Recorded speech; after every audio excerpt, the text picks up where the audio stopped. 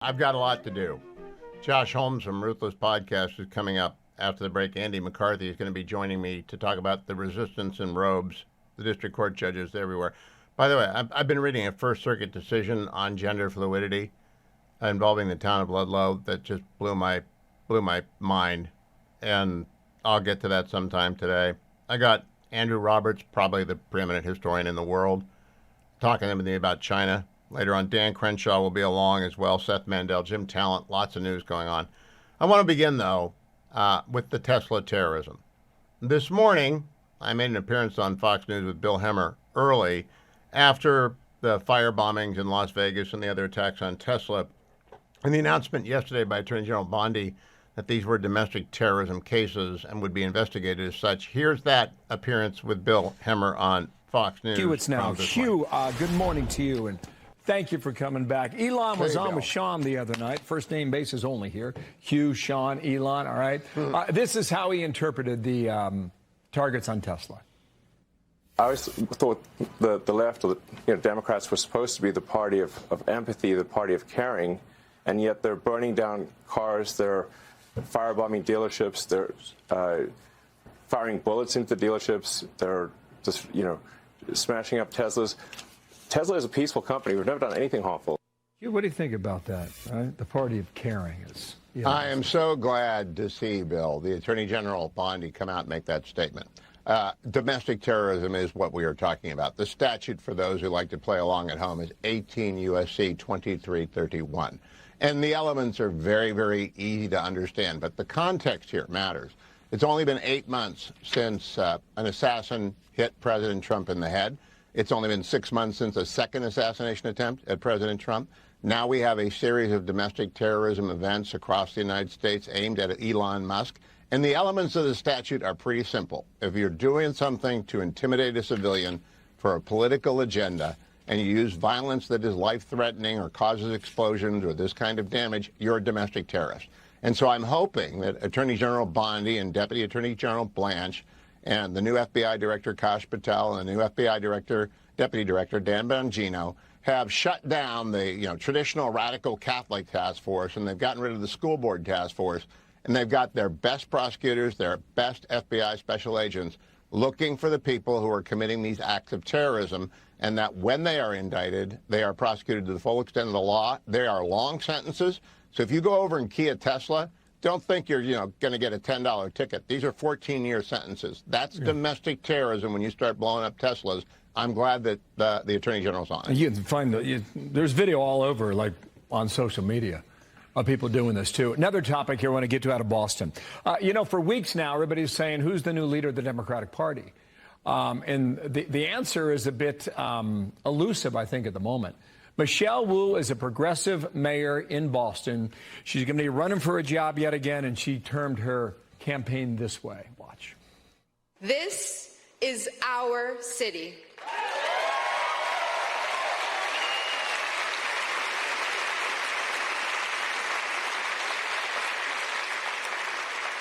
No one tells Boston how to take care of our own.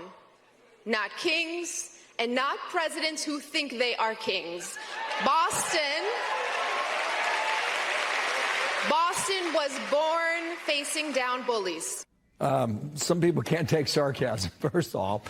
Second, I think what we're learning here is that she's going to really stress her liberal values in this campaign, and she's going to take the hit to Trump. She's going to stress losing a lot of money.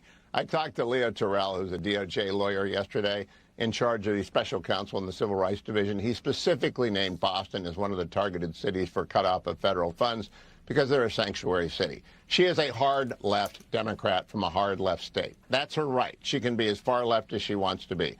I don't want to pay for it. And I believe that the feds are going to come in and say, you do what you do. But if you're a sanctuary city and you're not cooperating with the laws of the United States, we're not sending you federal money. Deal with that. And I like Boston. I took my grandson to see the Red Sox play the Yankees last year at Fenway. Love Boston, spent a lot of time there. Great city, wonderful people. She is far outside of the American mainstream, very far outside of that mainstream. Well, we'll see if she wins. So that was my morning.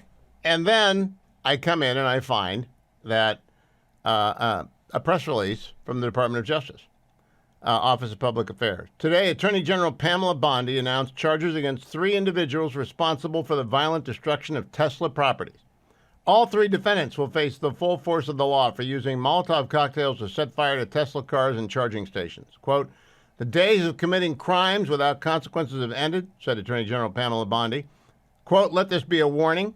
If you join this wave of domestic terrorism against Tesla property, the Department of Justice will put you behind bars."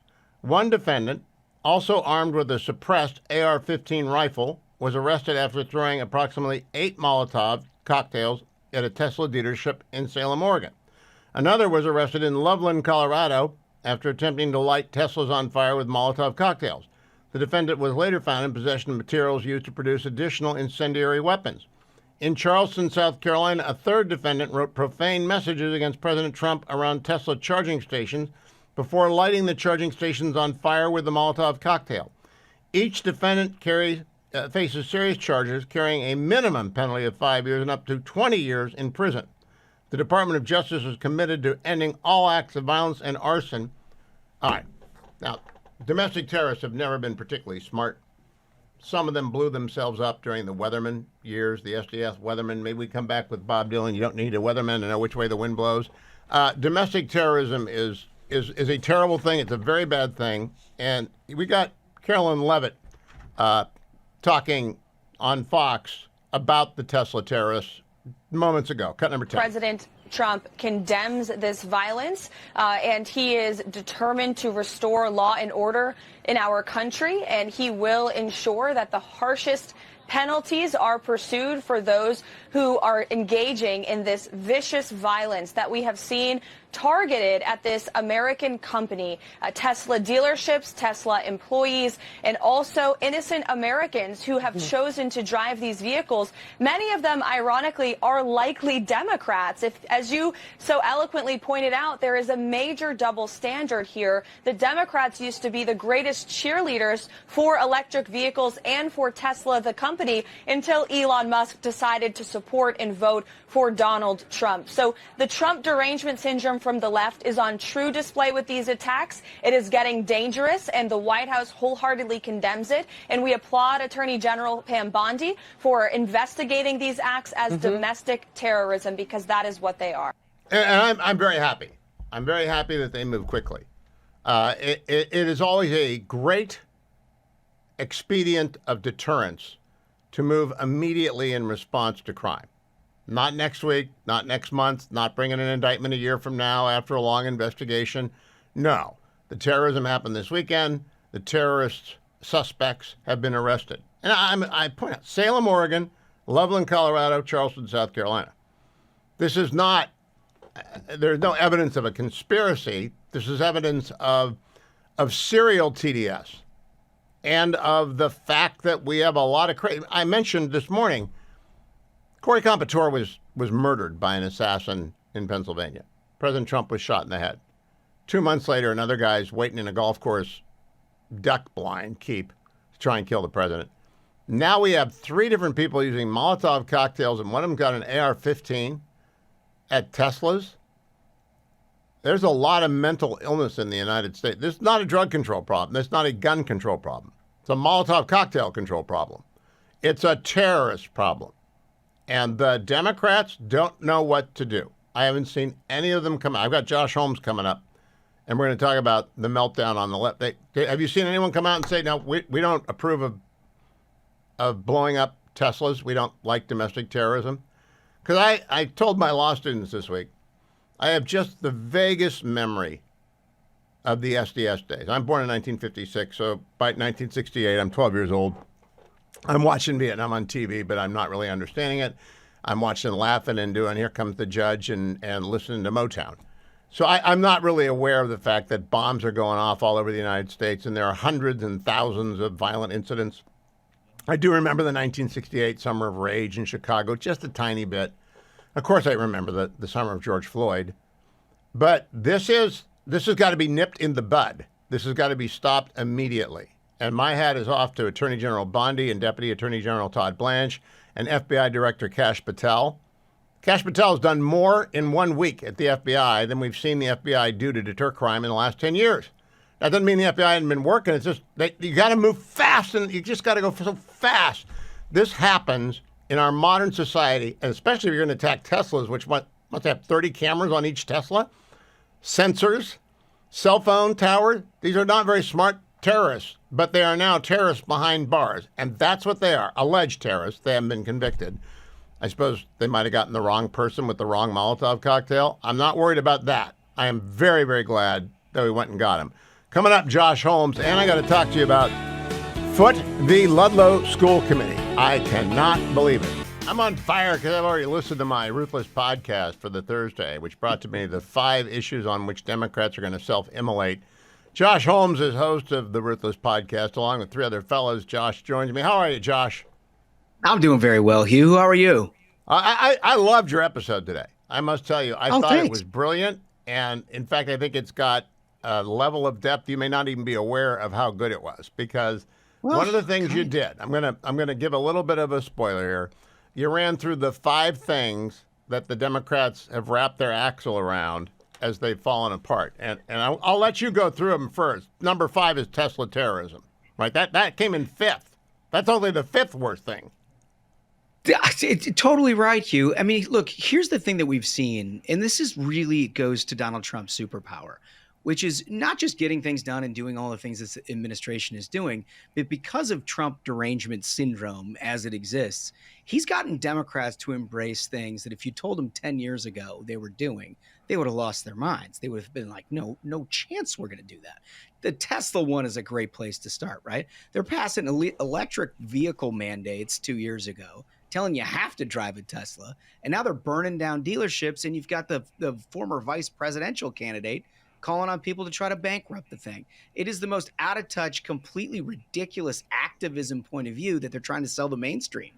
And it led to the arrest today of 3 terrorists, each of whom faced 20 years in prison in Salem, Oregon, Loveland, Colorado, and Charleston, South Carolina. Pam Bondi is not fooling around. They went and found these people. No. They arrested them. They're going to jail. Number 4 is opposition to deporting the gang members. I covered that a lot, so I'm going to skip to number 3. Men playing women's sports. That's actually, I would call it the gender issue. And Josh, I don't know if you have a pen, but I want you to write this down so you can remember 20 years from now. I told you about this case before it showed up. Foote, F-O-O-T-E, versus Ludlow School Committee. First Circuit decision that came down in February.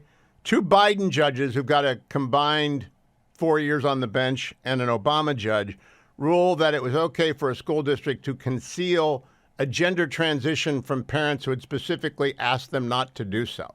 Insane. And they ignore precedent. I teach con law. They just ignore binding Supreme Court precedent. It's crazy judges because of the gender issue.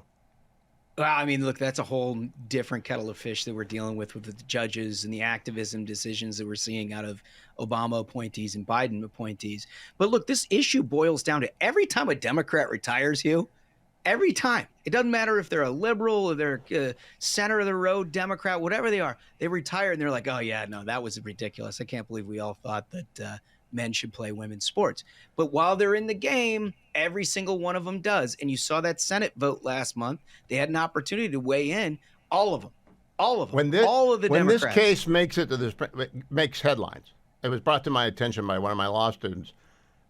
Every parent in America is going to say, what?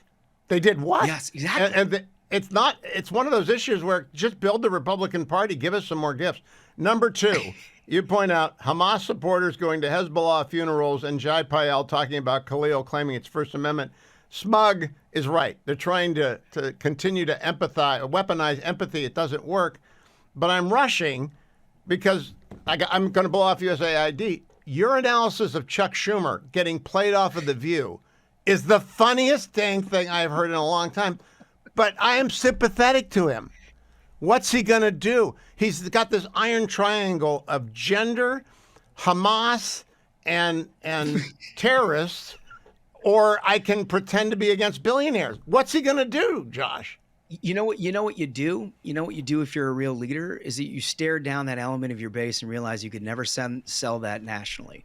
And you decide that if you want a real Democratic Party that has any chance of having a competition for president or Senate seats or anything else, you're going to have to move away from the insanity. He can't do that. He's had no practice at that. In his entire career, he has had a very easy ride at trying to identify with the furthest reaches of the progressive left. And so now he knows what to do. He knew, like last week, he knew they had to pass a continuing resolution.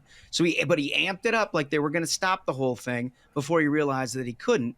And then it just built expectations to a point where the progressive base thought they got the rug pulled out from underneath them. This is the hallmarks, Hugh. Mark my words. This is the hallmarks of the end of a leadership campaign if he can't turn that around. Because I agree with you. In fact, I had a moment of piercing clarity that you brought to me today when you said, you've been doing this a while, but not as long as I've been doing it. And you said this is the worst argument of your life. You've heard a Democrat make the worst argument. And I thought to myself, is it as bad as anything? Actually, Walter Mondale in the 1984 campaign said, I'm going to raise your taxes. And I told you. And so I said, yeah, that's on this level. That's how bad it was. But at the same time, if you're going to pick, I'm going to go with the billionaires and hate on the small businessmen, or I'm going to go with gender and terrorists and giving my money to AID, they don't have a way out. They're trapped. They don't have a way out. They are trapped, and they're trapped in an 80-20 circle. 80% of America thinks that they're absolutely insane, that they've lost their minds. And just by virtue of Donald Trump choosing this set of issues, they've put them in a place where they actually can't relate to the American people. Chuck Schumer saying, well, here's the mentality of the Republican Party. They think, why is the government stealing all my money? Well, I don't know. That's basically anybody who pays taxes. You're wondering what you get for it. It's certainly not trans studies in Tanzania, which is what Elon Musk and Doge is uncovering. But that's what they're defending here. And that, but he's so panicked. You and I have been on panels together, and we wear our little earpieces like I've got mine in right now. And the guy says 5, 10, 20, and you get off, right? You don't have to, the music does not spin you off. You shut up. Chuck couldn't stop talking because he knew he hadn't landed a point. He had Whoopi Goldberg with both hands in the air, like, please stop. Even The View thinks this is a bad take. That's sometimes what you guys do is too easy. I mean, today, it was just too easy. Now, will they get their act together? The mayor of Boston is out there saying, we are not going to listen to you, Donald Trump. I'm going to run as a sanctuary city mayor. How do they stop the free fall? They don't have a parachute. They can't, because the incentive structure in the modern Democratic Party, Hugh, is all hewing off the left, right? It's not just the people who are running for re-election or doing everything else. It's all the staff and all of the permanent class in Washington, D.C. When they're not in the White House, they're all working for 501c4s that are paid for by a bunch of billionaires like Hansborg Weiss or George Soros, who think that all these things are a good idea. We ought to take over college campuses and have pro-Hamas rallies. That's what they work for at this point. And so the incentive structure is misaligned with electoral success. I couldn't be happier about it, but as a country, it serves us extremely poorly to have. If you're working for John Ossoff, we got 1 minute. Oh, yeah. If you're working for John Ossoff in Georgia, and you get this Foote v. Ludlow School Committee, and somebody asks you whether or not parents have a right to know that you're ideologically changing their child's gender, what's he going to say? He's going to be twisted up like a pretzel. He's not going to know how to get out of it, because the easy answer, the one that everybody knows, everybody in Georgia knows, is the one he can't say. And so he'll spend a couple of weeks ruminating about it and trying to figure out, and then he'll give some very inauthentic answer one way or the other, but actually granting credence to the other side. It's going to be a disaster for this guy. I know, and I hope your buddy Brian Kemp is our next senator. Josh, I do got too. to tell you, today's Ruthless podcast is a banger. I know you say that every week, but this one is a banger. I urge everyone to go and download it and listen to it and enjoy it, because, boy, are the Democrats trapped in a crashing plane. Josh Holmes. Follow him at Holmes Josh on X. I'm joined by my friend Andrew C. McCarthy. Andrew is a real live prosecutor, and he's a smart guy, and we agree most of the time. Sometimes we disagree. But, Andy, you're the prosecutor. I'm the professor. We're both pundits. I want to start from left field before we get to the terrorism and Tesla cases. A law student sent to me a case this morning, Foote v. Ludlow School Committee, and it's F-O-O-T-E versus Ludlow School Committee. I put it on my X account. It was handed down by the First Circuit on February the 18th, and the three judges are two Biden judges with, I think, a total of less than 4 years on the bench, and an Obama judge. And they absolutely willfully disregard on-point Supreme Court precedent about the rights of parents to be involved in the decisions affecting their children, and the school district concealed from parents gender transitioning of their children after they'd been specifically directed by the parents not to do so, not to talk about them. And the judges excuse it. That's a very short. Are you shocked by that? Like I'm shocked by that? I wish I was, Hugh. I happen to be talking to you today from the National Review Institute Ideas Summit in Washington, so I got to be on a panel this morning where we were batting around some constitutional stuff, and I was asked about, like, what's changed in the culture of the law since I was a young prosecutor. And I think a big part of what's changed is judges used to care, particularly progressive judges, used to care a lot more about getting the answer right and about the possibility of being reversed. When I was a young prosecutor, nothing seemed to strike fear in a judge's heart more than the idea that you would be reversed, because it was kind of if they even thought about it among themselves as kind of a barometer of their skill. And I think now that culture, which I thought was very important to the legitimacy, the integrity of the court, the way that we look up to the court in many ways, and I wish we were still there. Now they make decisions almost as if they're auditioning to be the next crazy lefty judge on the next highest court. And it almost seems to me like they revel in putting aside or disregarding precedent, that they revel in the idea that the Supreme Court is Trump's Supreme Court, and therefore, because it's conservative, how legitimate are its rulings anyway? And I just think it's not only a crazy way to go about the law, it's playing with fire with something that we should be trying very hard to preserve, which is absolutely. The legitimacy of the court. I wrote a column for Fox News this morning called "The Resistance." The Resistance in Robes, and I agree with the Chief Justice that we ought not to throw around impeachment. That's not the way to do it. But I do look at a decision like this decision, which is just so obviously wrong, and I rarely say that, right? That's going way on a limb. This is going to get reversed. I want the Supreme Court to expedite review of this. I want this sent right back down so that a message is sent to these judges and other judges that the court is not going to put up with. These are precedents that are 100 years old, the right to control the upbringing of your children. I am shocked. I'm kind of shaken, actually, because I've been out there on the point defending the Chief Justice in his defense of judges against demands of impeachment. By the way, where are you on that discussion, Andy? I agree with what. Well, let me put it this way: I agree with the Chief Justice that we shouldn't be jumping from 0 to impeachment in 2 seconds. I've always been a doubter on the doctrine that judges can't be impeached for any reason other than,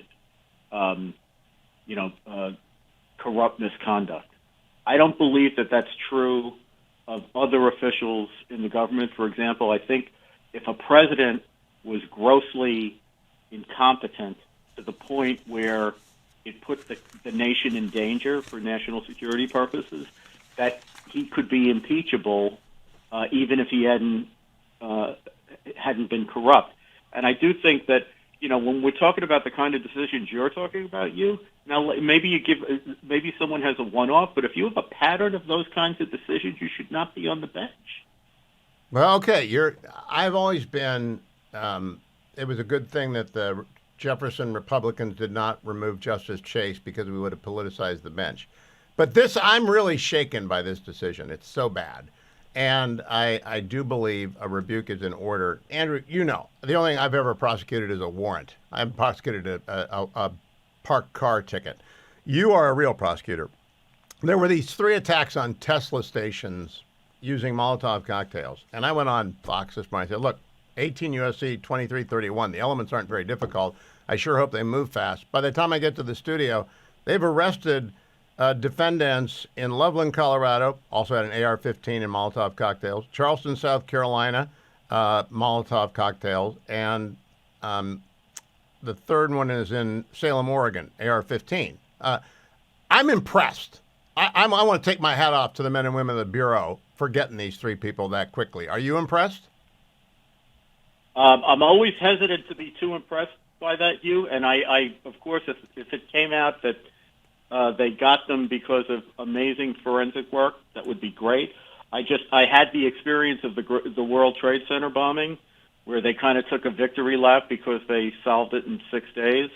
But it turned out that the reason they solved it in 6 days was because we had an investigation into the guys who did it, and we let the main informant out of it. Oh. So I want to hear all the. I'm not trying to. I don't want to cast any aspersions, but you asked. That is a great caution. That's why you're a prosecutor and I'm a professor. Let me talk about the connection, though, between rapid prosecution following the event. Does that, in your opinion, increase deterrent impact of the prosecution? Yes, I think that some prosecutions are going to be unavoidably lengthy because the sheer amount of discovery, and particularly if it's in a foreign language, like if it's a foreign terrorism case, it's hard to get that to trial quick. If there's classified information, as you and I talked about during the Trump investigations, those cases are very hard to get to trial. But if it's straightforward and they're American defendants who speak English, and I think you don't want to overcomplicate those cases, get them to trial. Now, do you think, Andy, you're younger than I am, so you probably don't even have the tiny memories of the SDS bombing summer or the summer of rage in Chicago. But do you yeah. Oh, you do? Do you think we're on the cusp of that again? I've been worried about that for a long time, but I don't want to be a hysterion because, notwithstanding my worries, we haven't seen it. But I do worry about it. It was very formative for me. I'm not quite your age, but I'm close. So it was a formative experience for me. And I did, by the way, Hugh, I think you read this book as well, but I reviewed Brian Burroughs' Great Days of Rage. Oh, yes. Book Yes. For National Read, which is I thought it was a great compendium of that whole period. It was so crazy. We don't want to go back there. The summer of George Floyd was bad enough, but the Tesla bombings, and all of a sudden I'm thinking about the Santa Barbara Bank building and University of Wisconsin at Madison and the New York City townhouse blowing up and the weathermen. And man, we just do not want to go back there. I've got Andrew C. McCarthy as my guest. That means we have 4 lawyers in the room, a prosecutor, a professor, and 2 pundits who talk on TV about the law. And Andy McCarthy is the best of them. So that between the 2 of us, we got one really smart guy. Andy, here's my concern. We are all prisoners of our own personal experience. For 10 years in L.A., I would cover the nightly news for KCET, PBS, and one of the recurring stories was gang violence at Peter Pitch's jail, so that we had to segregate the Bloods and the Crips and the Mexican Mafia away from these people, et cetera. You never mixed up gangs. So we scoop up these people. We don't scoop them up. We arrest, detain, and deport over the weekend. I talked to Secretary Rubio about this on the air yesterday. Put them on an airplane, they go down to El Salvador. And my worry is that they send a bunch of Venezuelan cartel terrorists into El Salvador cartel terrorism land. Did we rendition some people into very, very, very dangerous circumstances, and is there a political downside to having done so? Yeah, I think it's a significant risk. I thought Secretary Rubio, even though I didn't agree with everything he said, I thought he was very impressive in answering your questions. I thought the weak link, frankly, of his answers was, and I've seen this put to him before, whether these guys, these Tren de Aragua guys, if that's what they are going to be separated from these other gangs. And it seemed to me that he was basically saying, look, they know how to run their own prisons. And I hope that's right, because I want to just be clear on this. No one more than me would like to see these guys. I would draw and quarter them if I could. So I find it odd that I'm concerned about the deportations, but what I'm mainly worried about is blowback. That's going to make our jobs more difficult in protecting the country. And if they've sent people over there and something happens in that prison, that is going to be very bad.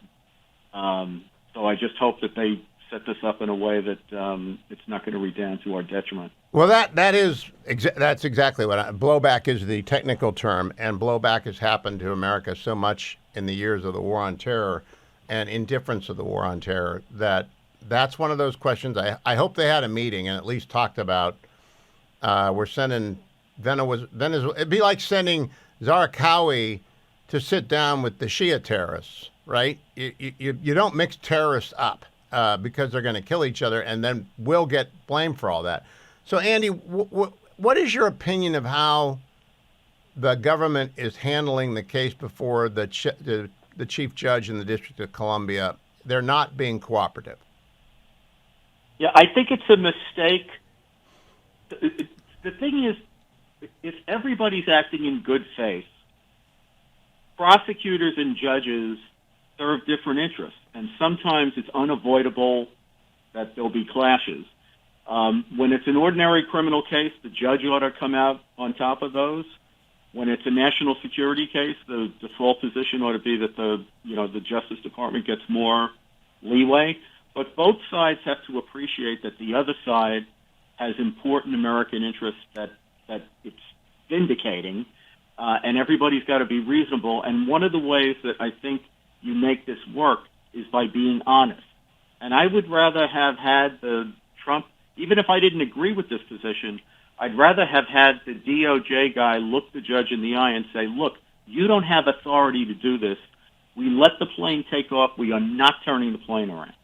Because that, I think, would at least tell the judge, I'm getting straight answers out of these guys, and I can at least trust what they tell me, even if I don't like what they tell me. And to me, that's the first step in an accommodation of some important... That's wise. That's prudence. That's prudence, because we've got a situation now where I think the judge is embarrassed and angry and flailing because he did a bad job on Saturday. He didn't write it down. He wasn't clear. I can't read people's minds. You can't read people's minds. Have you ever heard of a proceeding like this where a judge kind of wandered in and said, turn the plane, and then left and didn't write anything down? I haven't, but I've also never heard of a situation where you have 250 people who are actually in legal proceedings where they have a variety of rights and where the government stealthily sends them to one place and then all at once deports them to another country to a prison in another country. And if that didn't... isn't that what we did during the War on Terror? Isn't that rendition, but all at once? There was a lot more to it. First of all, it wasn't 250. And the War on Terror, the thing that's important to distinguish between that and this is that there was a lot of congressional involvement in that. Oh, yeah. And there were a lot of statutes that were enacted, I went back and read Boumediene after we talked last week, and we were right. Roberts was mad because of those statutes. He was mad. Yeah. Yes. And the thing is, Bush had much more statutory authority than Trump has. Trump's really on his own hook here, using a statute which is principally about declared war. I know what the other two provisions say, but I think that, I would be very surprised if this Supreme Court even comes to the conclusion that that was meant to give the president unilateral authority to declare that there's a terrorist organization, there's an invasion, he can scoop people up, and he can just ship them out of the country without judicial process. Even FDR had a declaration of war. Yeah. Last question, though, Andy. You got a minute? What Rubio said to me yesterday. He's throwing the long ball. National security. I'm done here. That's it. I've declared national security. You are preemptive jurisdiction, and we win. That's the long ball, right? Have we ever tried that before? We haven't. I think, though, if that was what the play was, it would have been better to look the judge in the eye and tell him that's exactly what they're doing and not do it in stealth, because when you do stuff in stealth, it looks like you're in the wrong. Unless they intend to do it again and again and again. It's a fascinating... Are you working overtime on Fox? Have they got you, on standby? Now, this Rich Lowry, this slave driver... has So who's got time for anything else?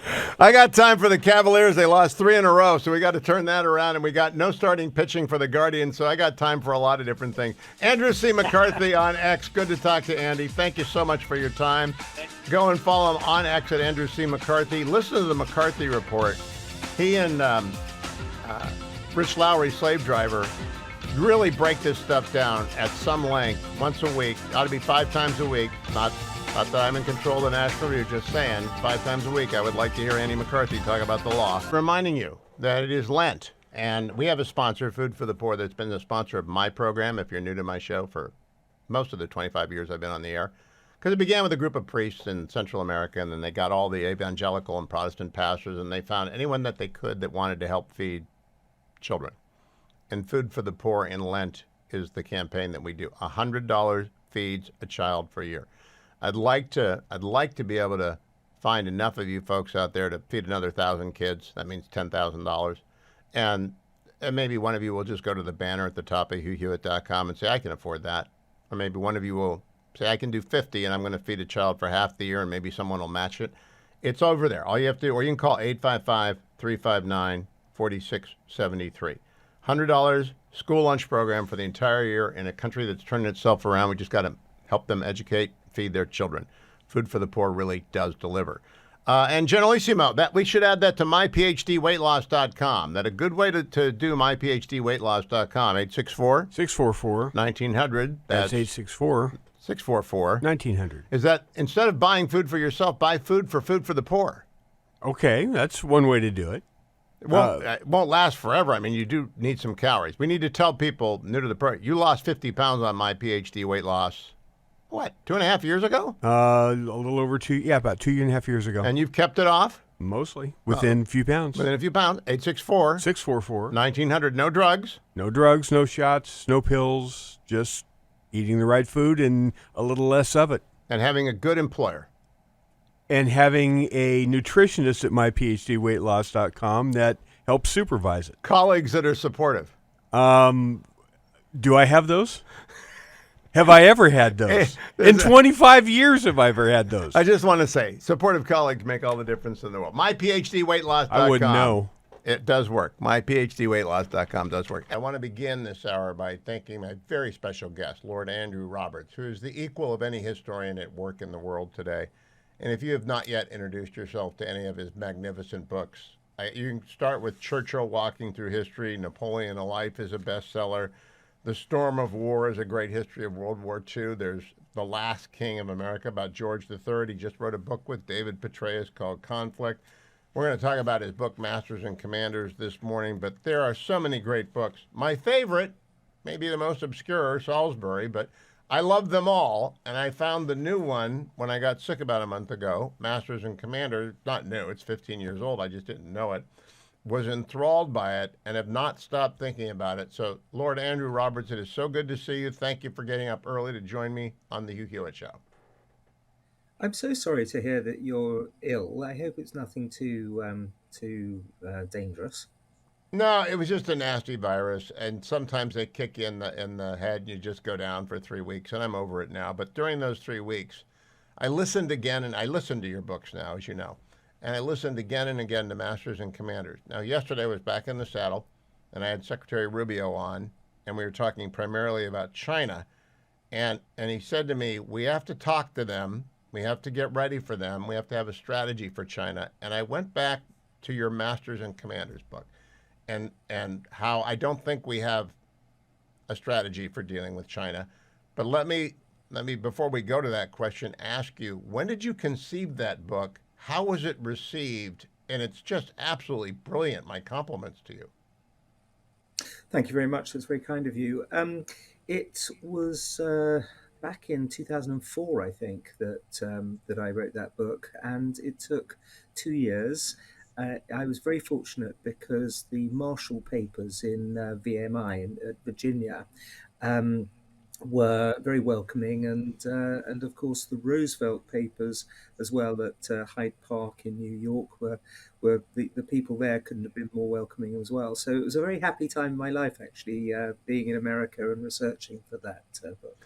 Well, you introduced me to Lord Alan Roberts. and Robbins, and I didn't know much about him until I read your book, and we'll come back and talk about him. But I'll tell you one thing that struck me over the last 2 weeks.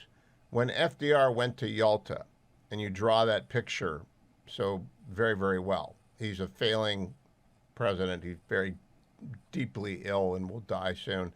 And we just came out of 2 years of the Biden regency. That's what I'm calling it, when he was so infirm and the American people became aware. And I thought the parallel between FDR at Yalta and President Biden over the last 2 years, has that struck you, Lord Roberts? Yes, I mean you're right that he was failing. He was failing in his health. Of course, FDR was a giant in so many other ways. In a way that President Biden can't be described as. So there's health wise, yes, there is obviously some connections, but in no other way would I say.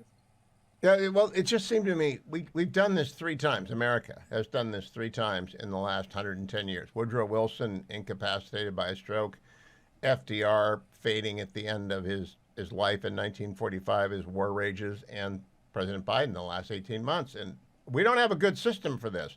I don't know about the Brits. Have they ever removed a prime minister because the prime minister was going gaga?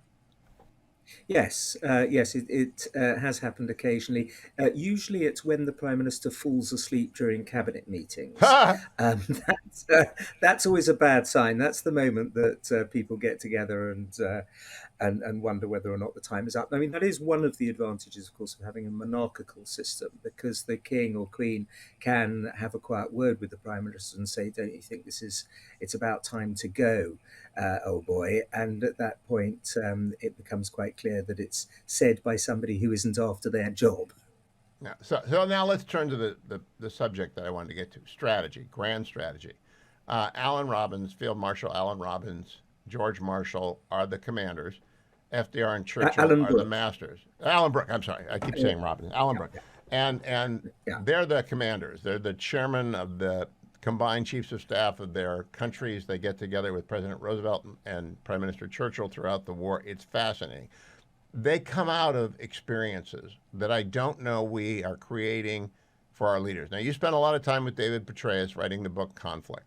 Do you think we are creating strategists on the level of Alan Brooke and George Marshall and FDR and Churchill right now? No, I don't think we are, but equally, we're not in a world war in the way that they were. George Marshall became the chief of the US Army staff on the 1st of September 1939, the very same day, coincidentally, that Hitler invaded Poland. Alan Brooke took over in 1941, by which time the war had already been going on for 2 years. So these were men who were flung into the maelstrom of a global war, which isn't exactly the same as the position that we're in at the moment. Well, they were prepared, though. Here's where Secretary Rubio and I were talking yesterday that plays in today. We have a land power, China, that is launching a navy, not unlike the Kaiser at the turn of the 19th century to the 20th, deciding to thrust and go to Attiger and all that. And we have a land power in Asia that is resource stretched, being not embargoed by the United States, but we're throwing tariffs at them, which is reminiscent of the U.S.-Japan relationship prior to World War II breaking out.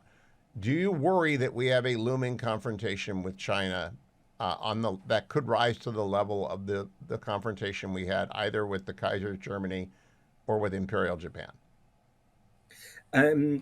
I think it's worse than that, I'm afraid. I think it's on the level of Nazi Germany.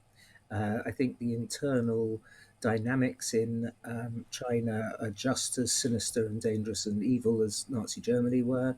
The way they treat their minorities, in this case the Uyghurs, are reminiscent of the way the Germans were treating the Jews up until the beginning of the Holocaust. And I'm afraid I'm a believer in Graham Allison's Thucydidean trap theory when it comes to the rise of China. They're building aircraft carriers, which is not necessary for Chinese defense, never has been. It's a extremely dangerous moment for the world. And in the Taiwanese situation, you can see overtones of Sudetenland and the other issues that the world faced in the 1930s. I'm so glad to know I'm not crazy. I worry about things like this. Republicans and Democrats are absorbed in their own internal conflict in the United States, and no one's paying attention to the fact that Xi Jinping is one of the most ruthless, toughest, diabolical adversaries that we have been up against in a very long time. And when Secretary Rubio talked to me about him yesterday, I asked, what are we going to do? And the answer about Taiwan was not reassuring to me, Lord Roberts. The answer, people can go to the website and look it up, is, well, we're going to try and raise the cost of deterring, of taking Taiwan. But it wasn't, we're going to come and defend Taiwan. What do you think the people of the West ought to be saying right now to Xi Jinping to try and stop him from doing a Munich, a Sudetenland, a Ruhr? I mean, one of the early steps in World War II. Well, that's exactly it. It's the importance of deterrence. You have to make sure that Xi Jinping wakes up every morning and thinks, no, today isn't the day to attack Taiwan, owing to the fact that the Americans and their allies are so strong in Southeast Asia that they would not put up with it.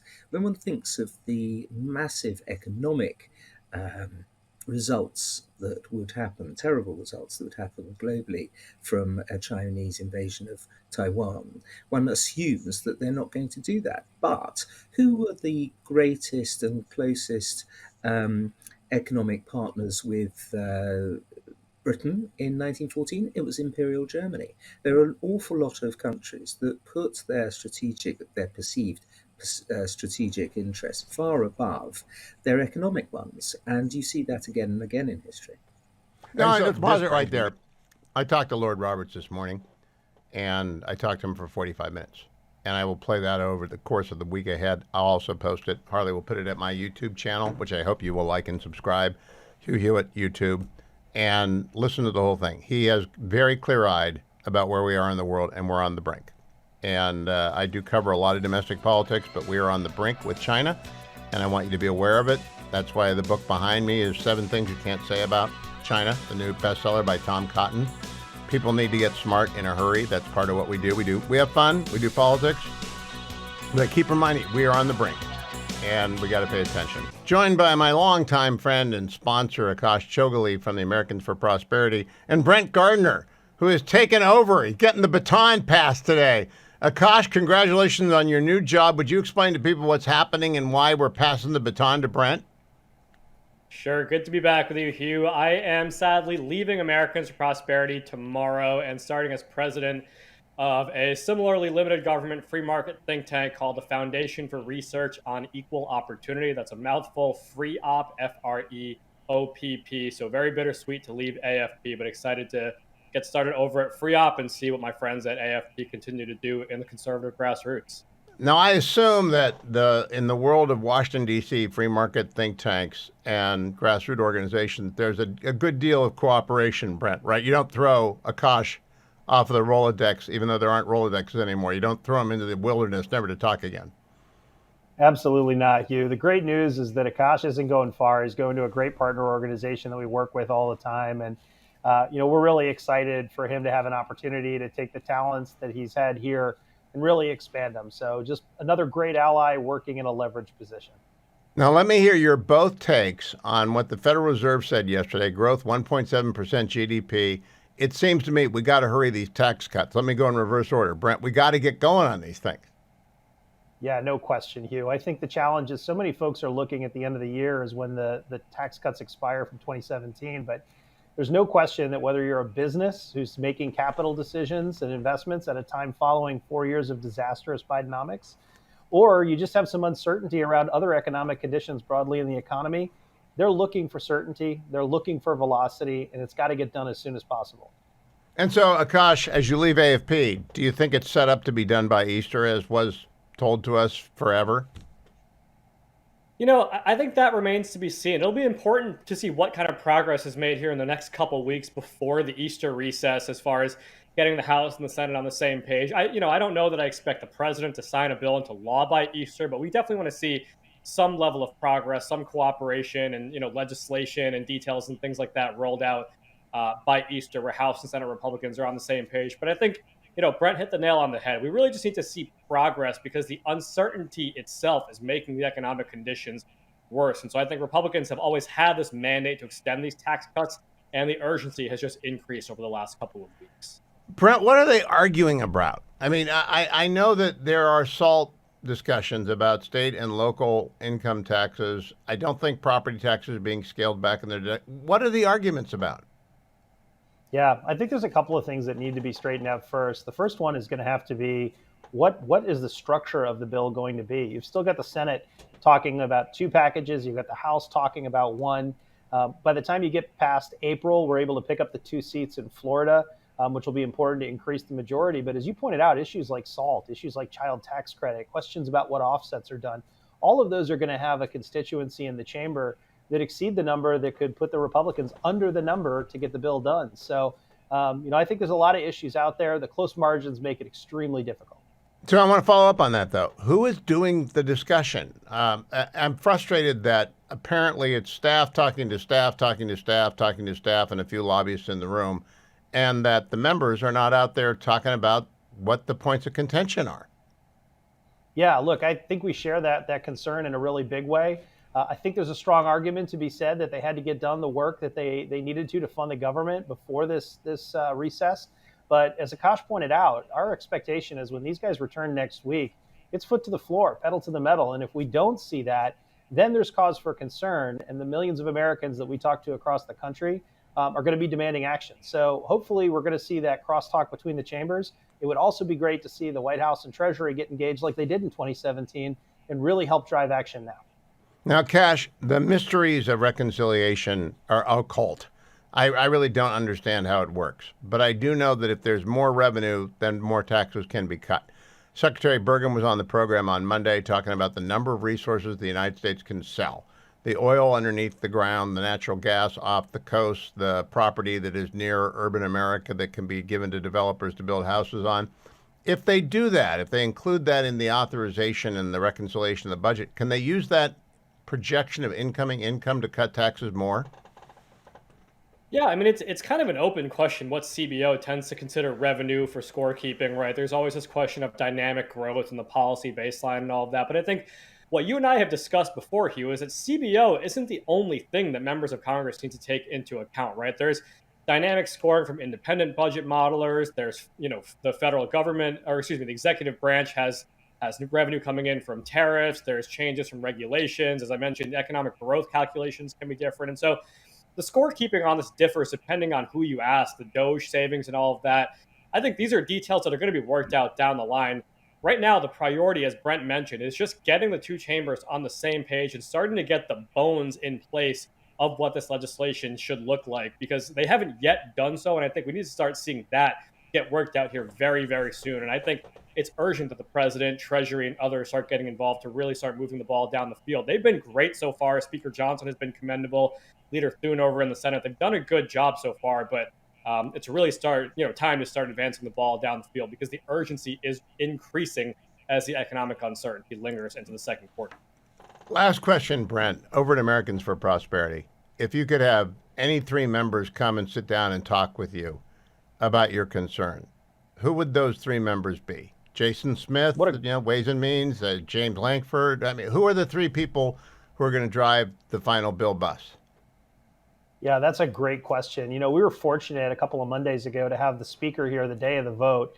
That conversation we thought went exceptionally well. We got kind of a firsthand look.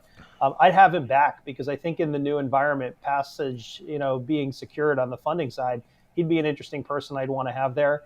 I think Leader Thune is in a tremendous position with the opportunity in front of him to help drive the resolution of the challenge of the process. He'd be a phenomenal part. And then, yeah, absolutely. I think Jason Smith's the person who you'd want to talk to as well. But look, there's any number of members, but those three would definitely, I think, help us get to a better understanding of where we're headed and what kind of timeline the American people should be watching for. Well, Akash, I want to thank you for many years of being the spokesperson for Americans for Prosperity here on the program, and good luck at the new brief, and I hope you'll come back and tell us what you're doing over there. And Brent, welcome. Big shoes to fill there, because Akash is always on time and always smiling. So you have a tie on, though, so you're kind of more Hugh than Akash. Akash never puts on a tie, so I'm kind of like that. So that's good. That's good. Thanks to you both, gentlemen.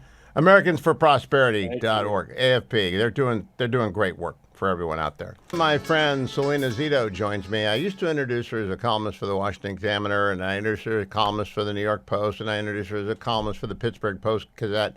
Now she's also a columnist for the Washington Post, because all she does is write and cook. And Selena, good to see you here. Tell people about the new Post gig. So it's once a month in the Washington Post. The first story was a sit down together with Dave McCormick and John Fetterman in John Fetterman's home. And the next one will be up next Sunday. And it's a look at the steel industry in Pennsylvania and sort of how it impacts our culture, our economics, and even our politics. You know, I got to tell you about two things that happened. I'm just coming out of a 3-week-long battle with the bug, and I found so much joy in the little video you did of your grandchild's first sleepover.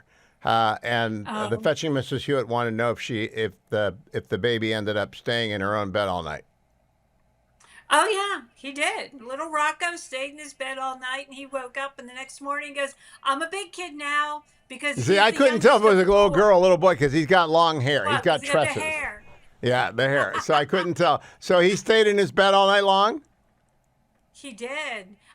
He's the youngest of 4, and all the other ones have stayed over by themselves, but he never has. And so that was a big deal for him. And what did you make for him? It looked like it was a pretty good eating at Grandma's house. Oh, we had waffles, and we made homemade waffles in the morning. What did we have the night? I can't even remember what we had the night before. Well, it's probably something Italian. Yeah, it looked wonderful. It looked like what a grandmother should be. What's your name as a grandmother, by the way? Gaga. Gaga? Yeah. That's good. I like that, Gaga. Now, I want to tell you about the other Pennsylvania hook, as I've been sick. I've been listening to Book the Prize. I did not realize that the oil industry in America began in Titusville, Pennsylvania. Do you ever go up there? Oh, yes. I wrote about it a couple times. My favorite one, people could Google it. It's Pithole City, and just my name. It's the Examiner. But Pithole City, Titusville, that's where the first oil was struck in this country. And Pennsylvania, since the very beginning in terms of energy production, has been at the forefront, right? Yeah. We were the ones that, when Drake... Colonel Drake, he wasn't really a colonel, but anyways, got oil in Titusville. This was the beginning of the Industrial Revolution.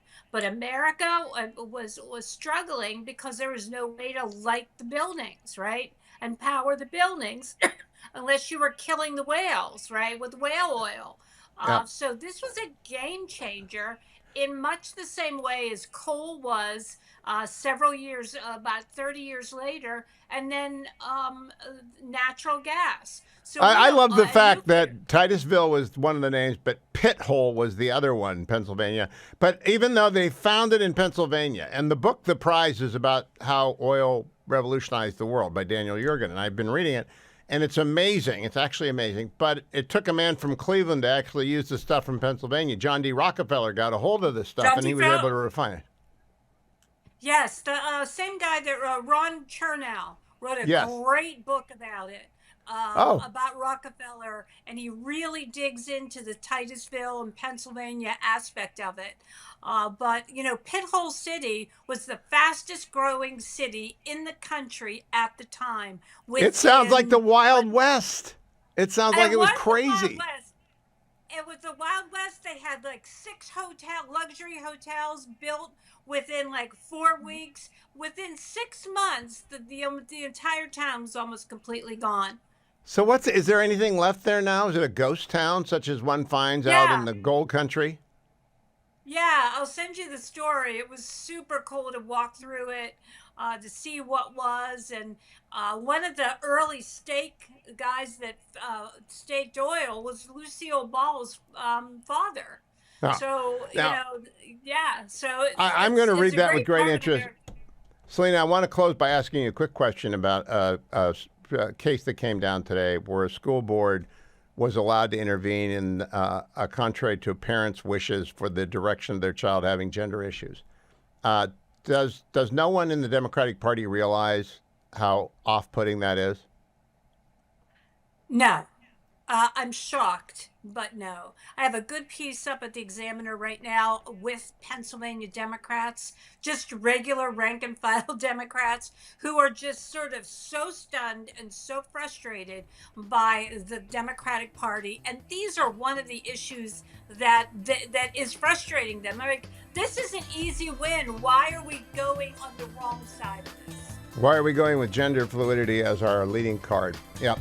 Selena Zito, follow her on X at Zito Selena. Read her in the Washington Post, read her in the Washington Examiner, read her in the Pittsburgh Post-Gazette, read her in the New York Post. Just read her. Everything at selenazito.com. Dennis Prager, good news. We'll be back, we hope, in June in the air for a 1-hour show. In the meantime, if you're missing him, listen to Pragertopia. Why do you think the whole thing, everybody's racist? What do you think that is about? They admit it's not about action. People act nice, but they harbor racist thoughts. I don't care if you like Jews or not, and I'm a Jew. I wrote in my article, I care how you treat Jews. The line between North Korean thought control and the left on university campuses is not a thick line. Yeah, we're all eager for Dennis to be back, but you don't have to wait. You can join Pragertopia any day of the week and get the best of Dennis till he's back in June.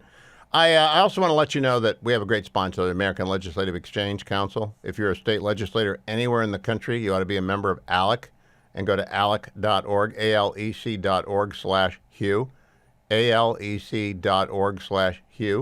Nebraska legislators, this is the kind of stuff you find out. Nebraska legislators introduced a package of 7 bills, coined the GOAT Act, Government Oversight, Accountability, and Transparency, which aims to increase government accountability and transparency in the state of Nebraska.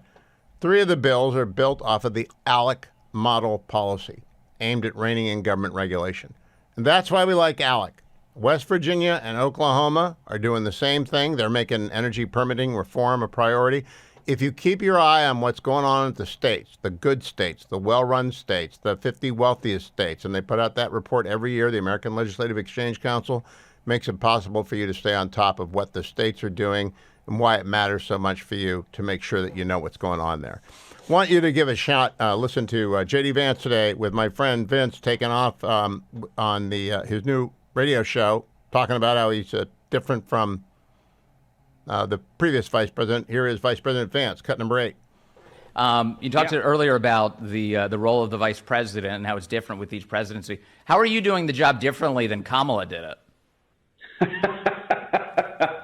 Well, I don't have 4 shots of vodka before every meeting. That's one way I think that Kamala really tried to bring herself into the role is these word salads, and I think that I would need the help of a lot of alcohol to answer a question the way that Kamala Harris answered. It may not have landed exactly as the vice president wanted, but it certainly went around the internet. He also talked about district court judges today with Vince, cut number 7. We have an appeals process. I think the president's been very clear. He's going to respect that process. He's going to take his case all the way to the Supreme Court, or I guess his cases all the way to the Supreme Court. And he, I will say that I think the Chief Justice and other judges or justices on the Supreme Court, this is a real opportunity to actually set proper boundaries for both the courts but also the executive. Mm-hmm. You can't have a judge who's controlling troop deployments. You can't have a judge who's controlling how we enforce our immigration laws. The American people actually invested the President of the United States with some of these core law enforcement authorities, and the president has to be able to do the job the American people elected him to do. I think what you're seeing really is judicial overreach on a scale we've never seen in the history of this country. And I think the Supreme Court has got to put a stop to it. We're actually going to, we're of course going to make those arguments to the justice of the Supreme Court. I think that we're going to win, but we can't let rogue judges tell the president how to conduct the people's business. And Vince, there's another element of this that I don't think anybody has really picked up on, but it's really important. Like if you think of the courts, right, to get access to the courts, let's be honest, that's mostly for, people filing lawsuits. You got to have money to do that stuff. You've got to have money to hire fancy lawyers in civil suits. The way that most normal people, they're not filing lawsuits when they want to accomplish something in their government. They vote. They vote for their legislators and they vote for their president. So if we allow basically a bunch of rich lawyers to run the government, but we don't allow normal people who voted for a president to see their government run the way they see fit, that I think what we're really doing and that's is the Vice President today. Now I'm of joined by Congressman Dan Crenshaw, not Congressman J.D. Vance, Congressman Dan Crenshaw. Hello, Congressman. How are you? Hey, Hugh. Great to be with you. Doing well. How are you? Good. Well, I'm kind of down. I spent 45 minutes today talking to historian Lord Andrew Roberts about China, and he is where I am on China. You're a member of the House Select Committee on Intel. He thinks they could actually move on Taiwan at any time. He thinks it's very similar to when Germany in 1900 built a fleet that they didn't need, or Japan went a-wandering in search of resources in 1939. He even compared them to the Nazis in their genocidal policies. Do you think the country's paying enough attention to China? I think we are.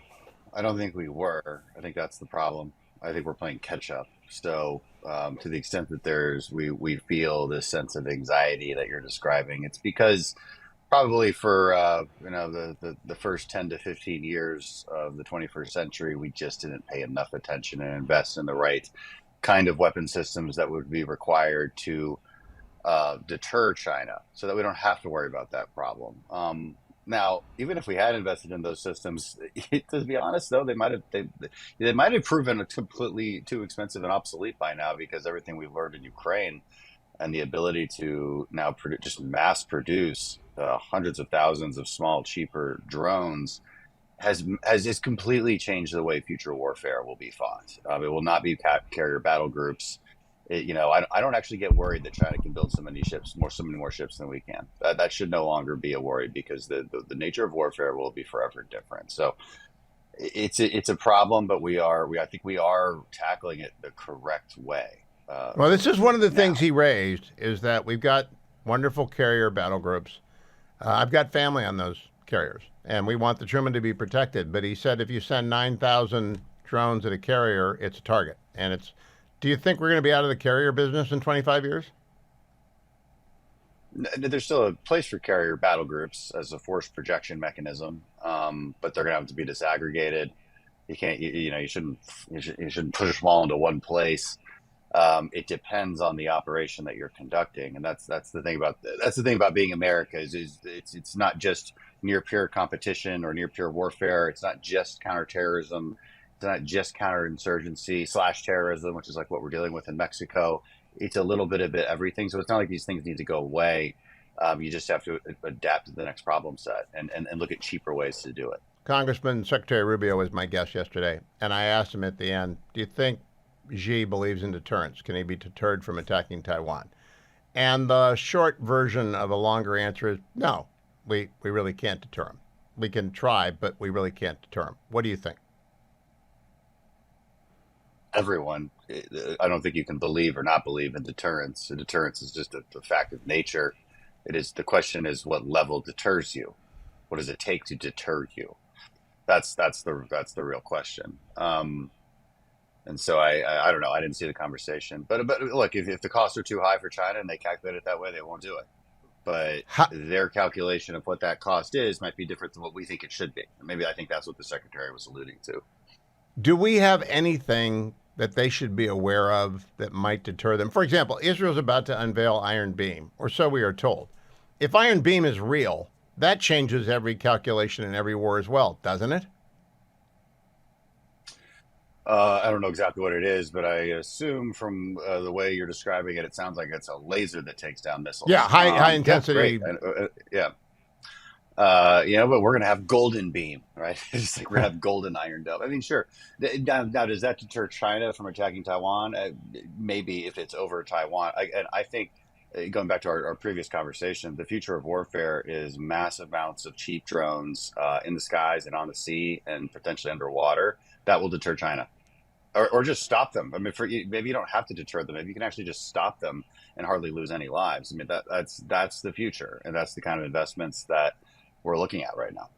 Now, the last question, Congressman, what we spent the most time talking about, Lord Roberts. He wrote a book called Masters and Commanders about Sir Alan Brooke and about George Marshall, FDR, and Churchill.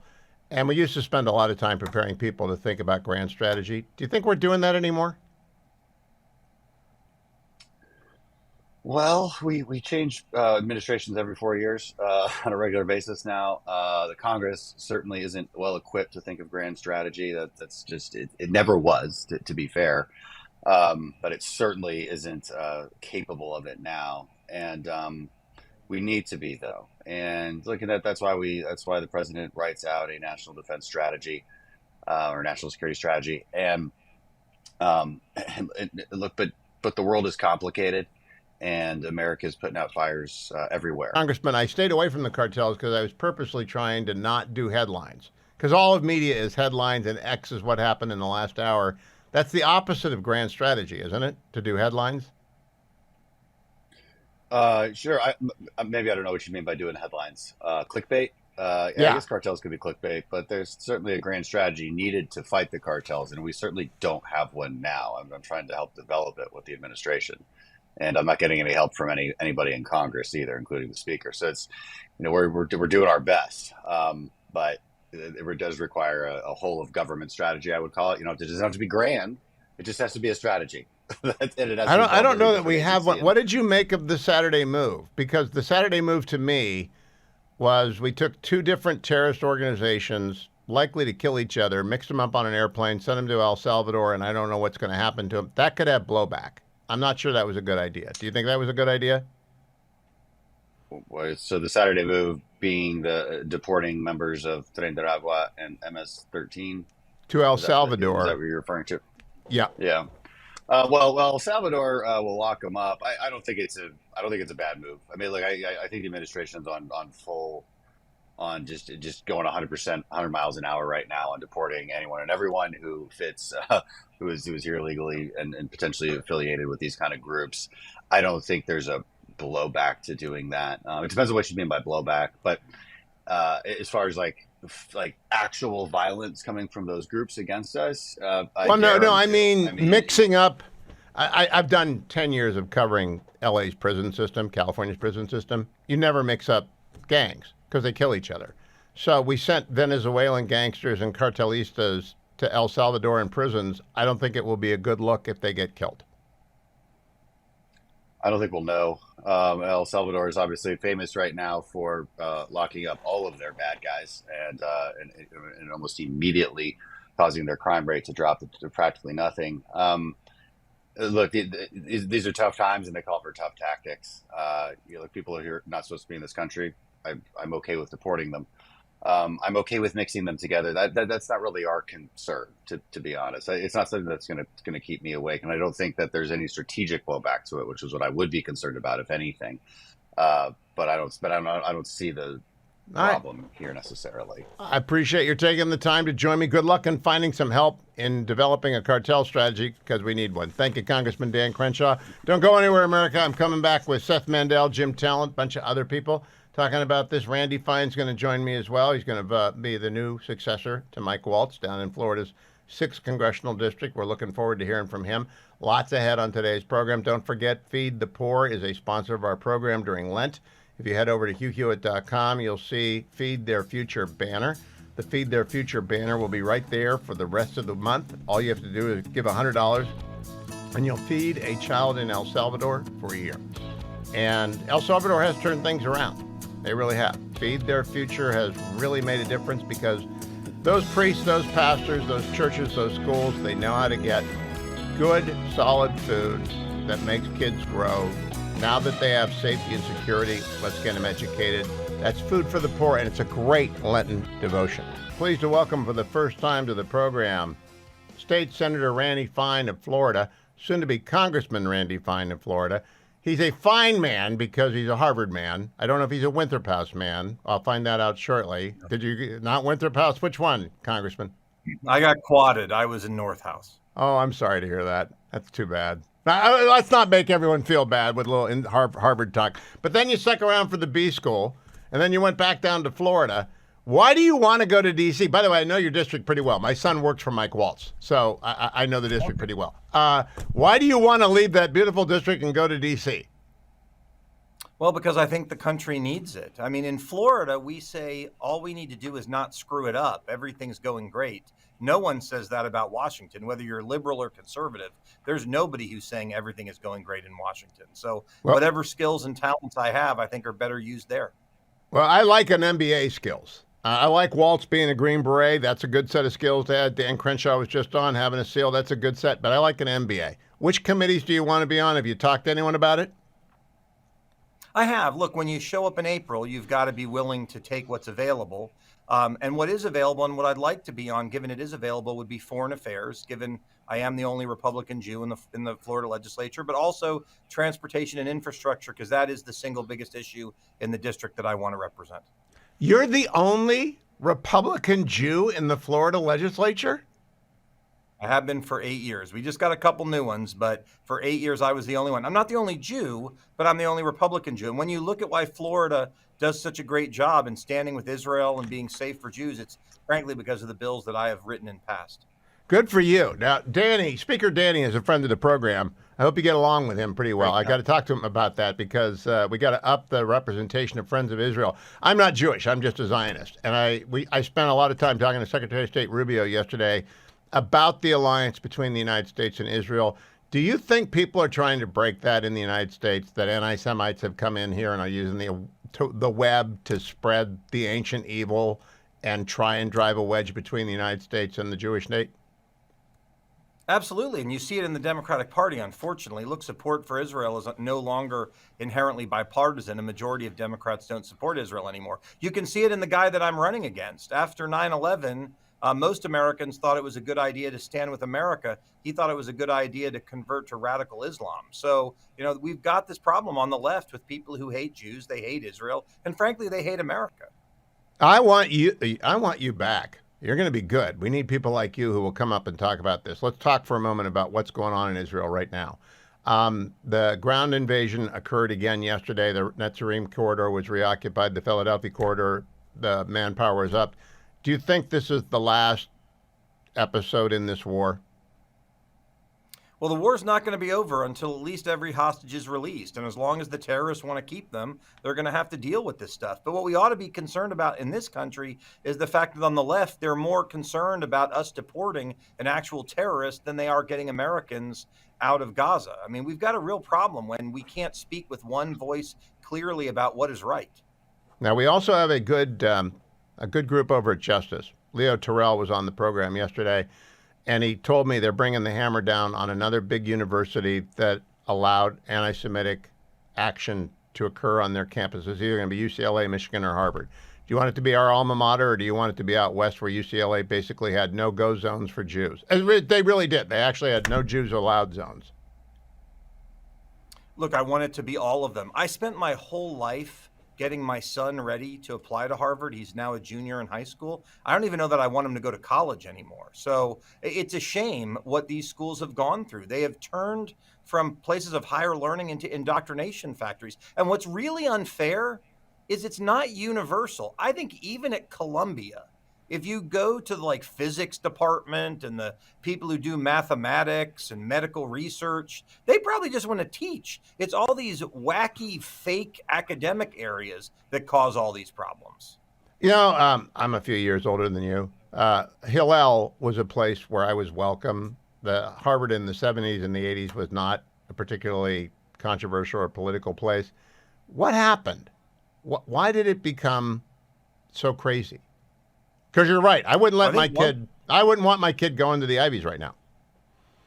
Well, I think one thing is in one sense, the percentage of Jews has gone down dramatically. And what's happened is the percentage of international students has gone up. And while, look, that's great to have international students. When you're bringing in students that hate America, that hate Israel, that hate Jews, like we've seen, you're going to have problems. We've let foreign countries that hate America and hate Israel fund schools and scholarships and professorships. And guess what happens? I mean, this is a multi-decade strategy to undermine what makes America great. And that's part of why I want to go to Congress, to continue on the great work of Elise Stefanik and all the other folks who've done amazing jobs to fight for this stuff. Last question, Randy. Fine. You're a young man. You're what, 50? How long will you put in? I've had a lot of friends go to Congress, spend 10, 12, 14 years. They get tired of it. Are you going to be a marathoner or are you a sprinter? Well, I'll tell you why I'm doing it, and that'll answer your question. There's two reasons and only two reasons, and they are my sons. And I worry about what the future of this country looks like, and I worry about being judged by them when my time is up that I didn't do enough to save America. So I'm going to go for as long as I need to get the job done. So I feel like when my time on this earth is done, my sons will believe I did everything I could to fight for their country. Okay, when is the election, Randy? Is early voting underway? I think it's coming up right away. Early voting, that's a great question. Early voting starts Saturday. The election is April 1st. We need every conservative in this district to get out and vote. The Democrats are mad. They are determined to vote, and I think too many Republicans are still celebrating our win on November the 5th, and we should celebrate. But the next fight in that battle is April 1st, and if you live in the 6th Congressional District, I need you to get out and vote starting this Saturday. Florida's 6. Go and get out there. If Mike Waltz was your congressman, make sure you're there on starting this Saturday to support Randy Fine. Randy, nice to make your acquaintance. I look forward to seeing you inside the Beltway. Thank you, sir. He's going to be a great congressman. I didn't know anything about him. That's fabulous. That's terrific. Didn't know we had a friend of Israel coming out of Florida in the Republican Party. That is great news. Let me remind everyone out there that American Federal is one of my sponsors. American Federal buys and sells gold. American Federal sponsors the market report every day, and that's what this is. The Dow is down 0.03% today. The S&P was down 0.22% today, and the NASDAQ was down 0.59% today. That is known as a boring day. Been a very busy and interesting day when it comes to Tesla terrorism and a bunch of other things, but a boring day on the market. Gold went up to $3,052 an ounce. $3,052 an ounce. If you want to buy or you want to sell gold, you call our friends at American Federal, 800-221-7694, 800-221-7694. They are the least complicated people in the world to buy gold from. You buy, 10 ounces, you buy a gold bar, you buy a quarter ounce. It's whatever is the price of gold plus their commission. If you want to sell them your gold, you get the gold to them, they assay it, they make sure it's the real deal, they tell you how much it is. Very trustworthy. They've been doing this for 40 plus years. They have got absolute terrific ratings from everyone. I do business with them in January when I buy gold. I'm one of those people that do it once a year. Add to a little bit to the stockpile in the safety deposit box, runaway money. That's what you ought to be thinking about doing as well. 800-221-7694. Diversify with precious metals. Do it with a straightforward guy. Nick Robich and his team can and are trusted by everybody who works with them. All right, AmericanFederal.com. Let me also tell you, I talked to Andrew Del Rey today. And AndrewandTodd.com, AndrewandTodd.com, 888-888-1172.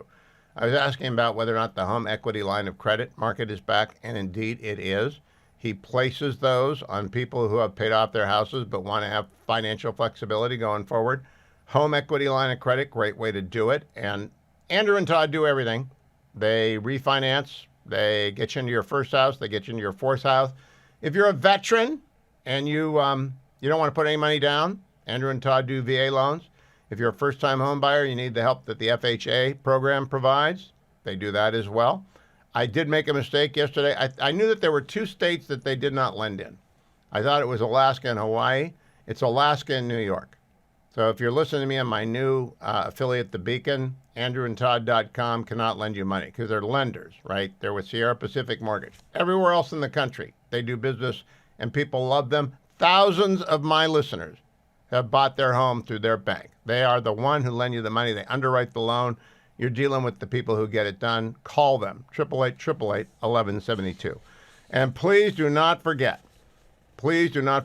our friends in El Salvador, Food for the Poor. We're running out of time for our campaign. We're almost done with Lent. It's hard to believe. It just seems like, huh? What? It's almost April? It's almost April? Easter's coming? Yes. but you can still help these children. You can still make your Lenten obligation, your sacrifice. $100 feeds a child for a year. All you have to do is go to hughhewitt.com or call 855-359-4673. 855-359-4673. One more time. You might be driving right now and you might know it. 855-359-4673. I'm joined by Seth Mandel, senior editor for Commentary Magazine, regular contributor to the Commentary Pod. You were not on this morning, Seth. Do you take Thursdays off? Is that part of the rotation? Often, yes. All right. So I want to ask you a big and difficult question.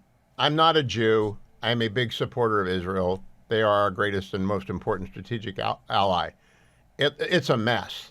It's an absolute mess tonight. With protesters in the street, the Shin Bet guy accusing Netanyahu of firing him because of the Qatar Gate money going on. The president of Israel, Herzog, is not supposed to be involved in politics, and he's involved in politics. There are 22 hostages held in the horrible dungeons of Hamas.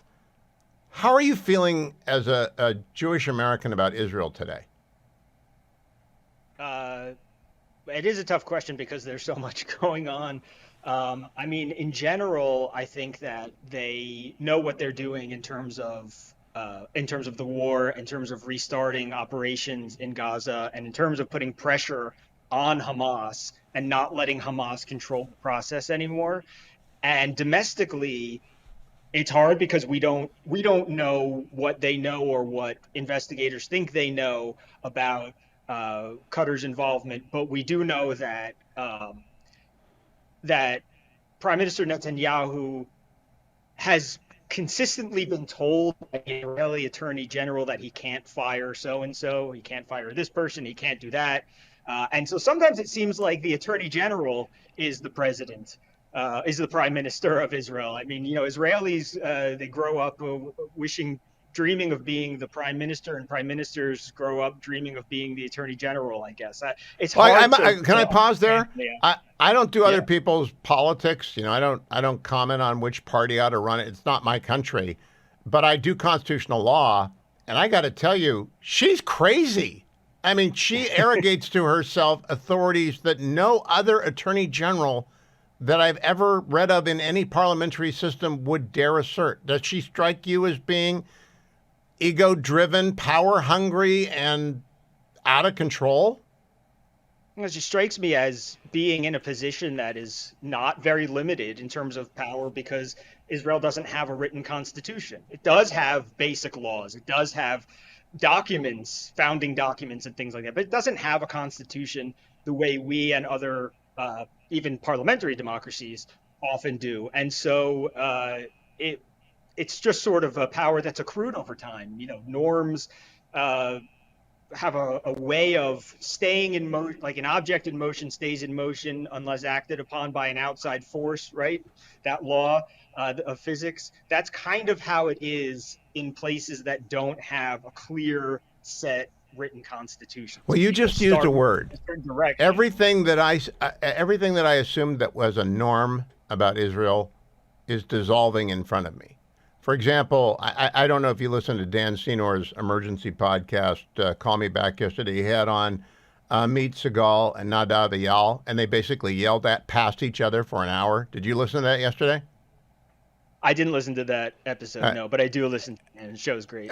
Well, they were yelling at each other, and I mean, it was really as though the norm. I'm used to my Jewish friends arguing vehemently about everything. But I am not used to a nation at war with an existential threat and with the body politic falling apart with all these. It's very unsettling is what I'm trying to say. Do you feel unsettled about Israel right now? I feel, well, not as much as when the judicial reform protests were going on, because that was a purely domestic issue and the country seemed to be tearing itself apart over it in ways it never had before. I hadn't seen Israel do that to itself. That was extremely unsettling. And so what's happening now is, to me, seems like a smaller version of that, and also, I guess, less unexpected. And there's still a sense in the country because they're at war, there's still a sense of unity of purpose in a way that there wasn't before the war, before when it was just the judicial reform protests and people said you're tearing your country apart over who gets to appoint judges. Isn't this kind of late in the game for a democracy to figure this stuff out? So I'm less unsettled, honestly, now, because there's so many important things happening that that Trump judicial selection, in a way, I heard somebody once say that the reason that peanut allergies the rate of nut allergies are so low in Israel is because Israelis already have too many nuts to worry about. Well, so they I'll have add these to real that. problems, these existential problems. It's the traumatic event of the country's history, at least since 1973 and probably since its founding, occurred on 10/7. So I would expect mass post-traumatic stress to manifest itself in a lot of different ways across the entire country. But they've won decisive victory after decisive victory in Lebanon and Syria, against Iran, against Hamas, and now you've got the president getting in. I'm wondering if Humpty Dumpty's broken. Do you get any worry that there's another generation coming up that's going to be better than the generation right now? Yeah, I mean, I think that every generation is shaped by its peers in Israel in terms of politics. And that's what's happening now, which is that Bibi Netanyahu as prime minister, if you look around the political world in Israel, many of his rivals once worked for him. Naftali Bennett, Avigdor Lieberman, and some of these others. Some who have joined his coalitions have been against him in the past. He has dominated the Israeli political scene at a national level for an unusually long period of time for a democracy. I can only think of Angela Merkel really in the current, and she's not even close. She's probably 2/3 as long as he. Right. So, I think it's just, and again, the left in Israel kind of dissolved after the failure of the Oslo process, and after Ehud Barak was voted out by Ariel Sharon. And so it ended up being the Israeli right splitting up the spoils of victory in a way. And so they are very similar to each other on policy. And so what you tend to see are personality fights. And I think that that's what is so unsettling from the outside, is that they don't have a lot to argue about. So they argue personalities because on policy debates, there's not that much to debate about in terms of the political consensus. And that makes I'm going to ask you to stay through the break and talk to me. And I'll set this up so you can think about this and then give me the answer during the break. Secretary Rubio is my guest yesterday. He basically said Donald Trump doesn't talk through his hat. He told Iran what he was going to do if they kept doing this. And he is serious about what he said. I went back and reread the transcript. I've listened to the interview again. Secretary Rubio was saying Donald Trump is going to hit Iran unless this stuff stops from the Houthis. And I think that's true. And I'm wondering, do you think Israel is going to participate in that? And do you want them to participate in that? And is it possible that after all this stress that the Middle East will be remade? Don't answer that, Seth. I'm going to come right back to you after we pipe out the music and tell our stations. We'll be right back in 2 minutes down the road. Seth Mandel is my guest. You ought to listen to the Commentary Podcast. It starts every morning with me. Every morning I listen to the Commentary Podcast. Heavy Troy was in today. They got new good merch, including It's Worse Than That, which I think I actually copyrighted before you guys did. I heard Abe say it so often. Seth, do you think Donald Trump will do it? I don't know if I can say yes or no, but I would be surprised if it doesn't happen. I really think that the skies over Iran are, as Jonathan Chanzer of the Foundation for Defense of Democracies always says when he comes on our podcast, the skies over Iran are naked.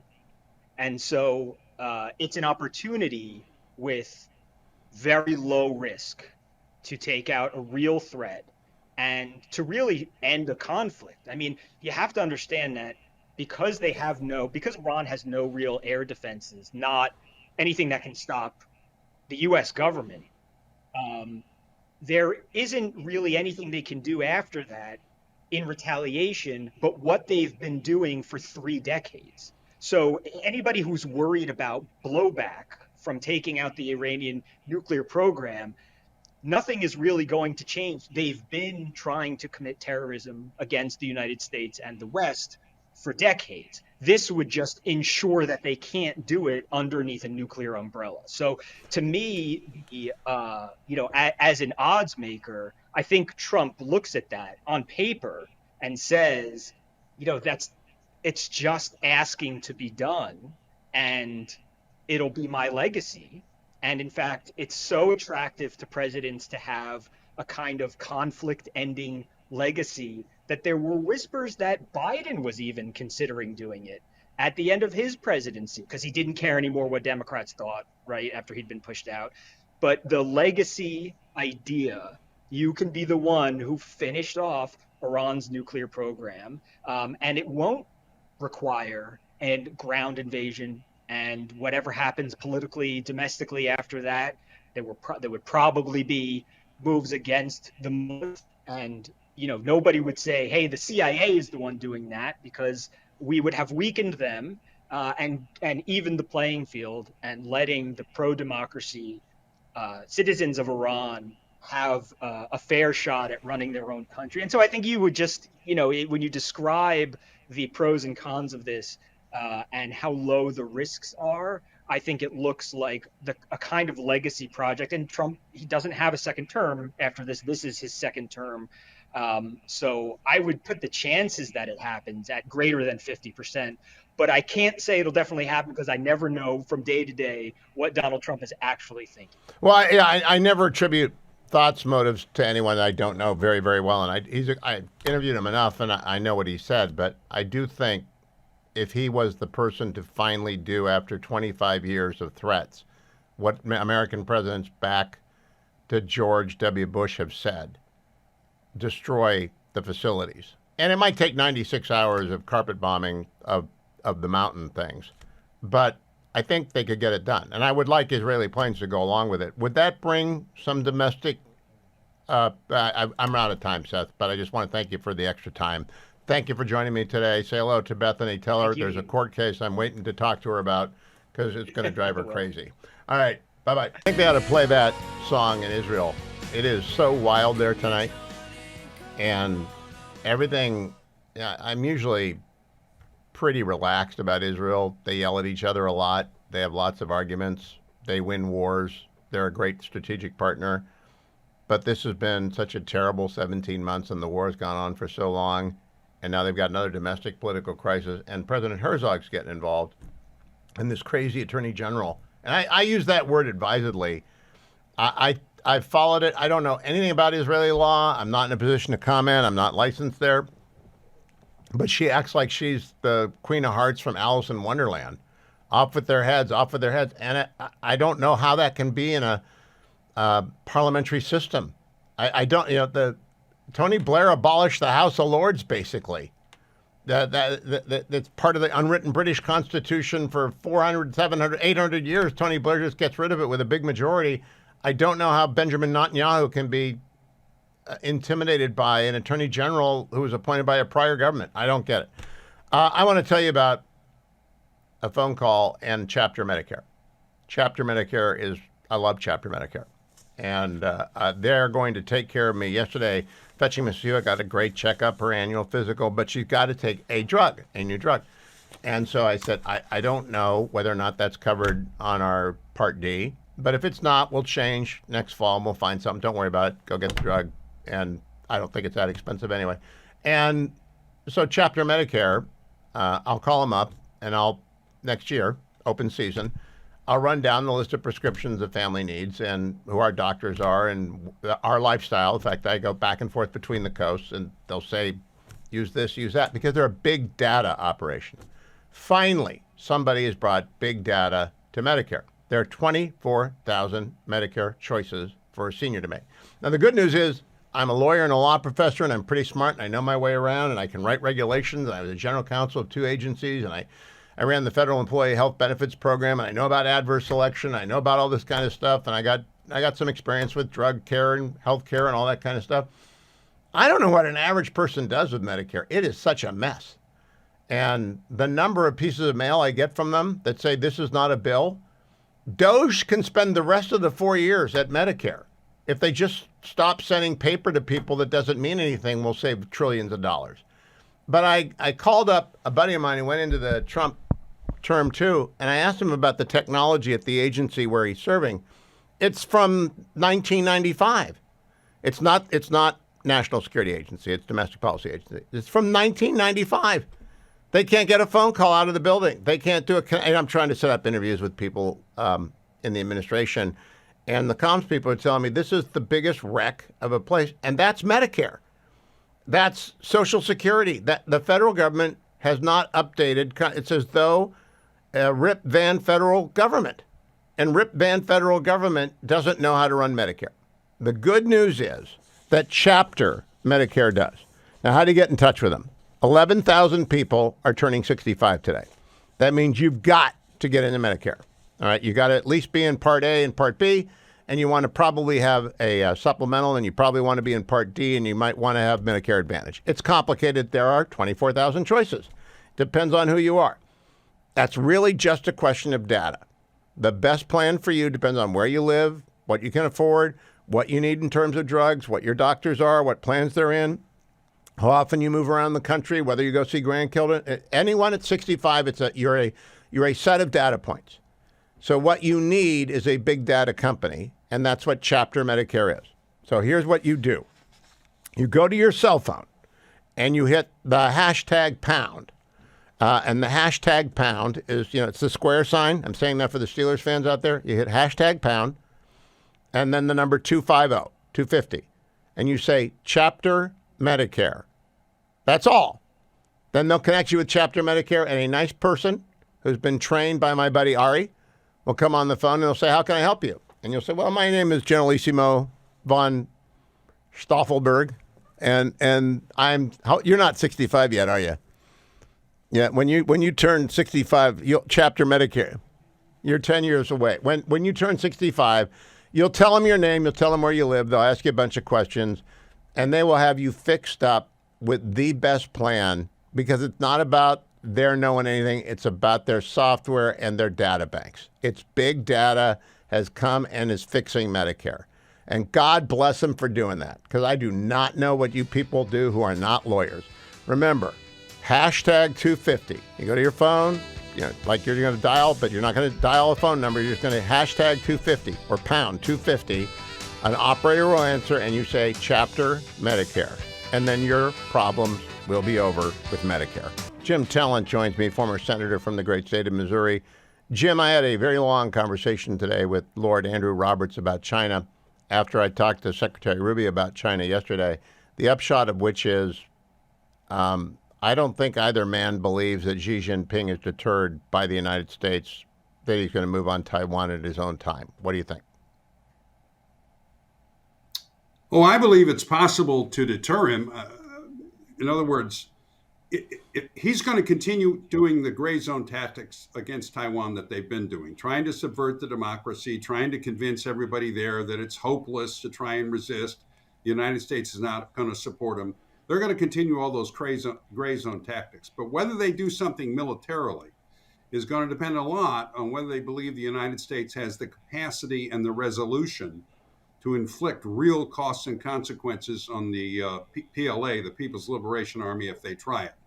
And which is the reason it's so important to strengthen deterrence, both short-term and long-term, in Indo-PACOM. Well, I assume that they have a big bureau. I assume they have a big bureau of specialists who study American culture and politics. And I bet you they do a printout for the General Secretary Xi every day. And right now they would say, they've got Tesla terrorism going on. Israel's divided against itself. They've got the Democrats at each other's throats. The Republicans can't agree on a budget. They can't get their act together. Donald Trump's moving out, and they're doing lots of challenges to judges. But America's paralyzed right now. Do you think there's a danger of that? Well, in the first place, I'm not sure that I respect all that much their evaluation of our government or our people, which is not necessarily a good thing, by the way, because they may misestimate. But I would just point out to you that they're also looking at a United States that is moving expertly to advance its interests in the Middle East, and in Eastern Europe, where we are working to end a war that has degraded the power of their ally, Russia. And I think we're going to end it on acceptable and honorable terms. They're looking at an administration that is moving as fast as possible to expand our shipyard industrial base, to build up our power in the undersea domain. So, look, I agree with what Rubio said. I mean, I think when he said, we can slow them down. The Chinese are patient. They're not going to give up. I guarantee you, they're not going to give up the goal of reuniting with Taiwan. And Xi is going to want to get it done before he's into his 80s. But they're also more patient, and they haven't shown a lot of willingness to take big risks. You see, I think they look at, if I'm them and I look at the United States, I think Trump's a problem. He might shoot me. He might shoot my ships. AOC and her gang, they'll destroy the country in 5 years. We'll be doing gender politics and Tesla terrorism and all the other kind of nutty stuff. But there are two paths in front of the United States, and I think right now it looks like they're going to go the Trump path. You know, whether it's J.D. Vance or Tom Cotton or Mike Gallagher or somebody like that they're going to go that way and they're going to get serious. Do you think it looks like that to them, that we're going to get serious and that Trump has put us on a serious path, or does it look like we're going to go with this? The Democrats have kind of lost their mind, Jim. Yeah. Well, they noticed, even if a whole lot of people here didn't, the executive order the president issued a couple of weeks ago regarding outbound investment to China, export controls to China, and additional constraints on inbound investment from China to the United States. They are paying attention to the tariffs the president is imposing.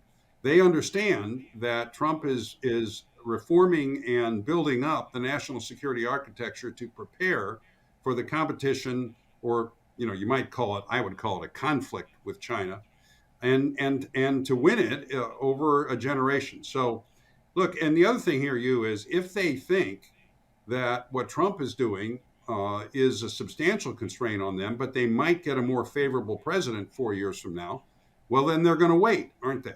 Well, yeah, that you see, Trump is taking us in the right direction. He's done everything right vis-a-vis China and Israel and Iran. I have no comment on Russia because I have no clearances. I have no ability to see into there, but I guess he's doing it right too. Let's assume that he is. He's doing everything right that would make me upset if I were Xi Jinping. But there's a good bet that America goes way wrong, that it doesn't go the Trump way, that it goes the AOC way.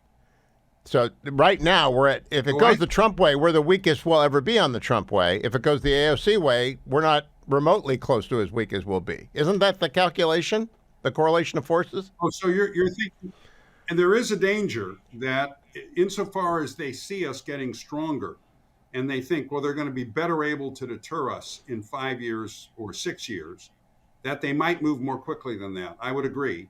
But there's a lot of unknowns out there. Look, this is the thing I worry about at night. Okay, I don't worry about Russia. I don't particularly worry about the Middle East. You're seeing now that the United I worry about China. Yeah, the United States and Israel together are a hegemonic power that really cannot be resisted in the Middle East. And you add UAE and Saudi Arabia. Yeah, we've got that down. It's China. China's the problem. And Putin is basically a busted flush in Eastern Europe. So, yeah, I mean, I worry about the Chinese, but they're looking at things like can the PLA actually operate jointly and effectively? I mean, they haven't been in a war for 50 years, and the last one was with the Vietnamese, and they lost it. They're very worried about our alliances with Japan, Australia. They do not want to do something in Taiwan that will produce a resolute and united alliance against them, involving the United States and our treaty allies in Indo-PACOM. There are substantial constraints. They're going to continue softening up the Taiwanese. I mean, when I visited Taiwan a couple of years ago and got a report on what they're doing, and this stuff is all basically open source. They're going to try and soften up, undermine the Taiwanese democracy, and put them in a situation where they agree to a process that eventually ends up with them being absorbed in the mainland.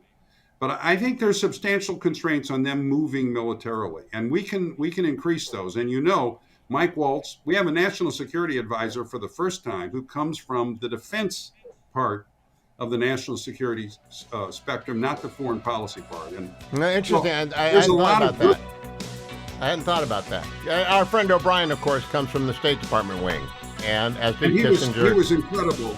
Yeah, but you're right. Incredible. The best NSA we've had since Brent Scowcroft. And I hope Mike, I'm sure Robert O'Brien hopes Mike does better. But you're right. He's a DOD guy.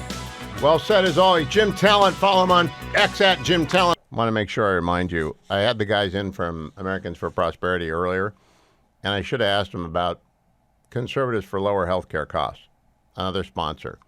The big reconciliation budget bill is going to move. And Big Pharma has flooded Washington, D.C. with lobbyists because they want billions of your dollars.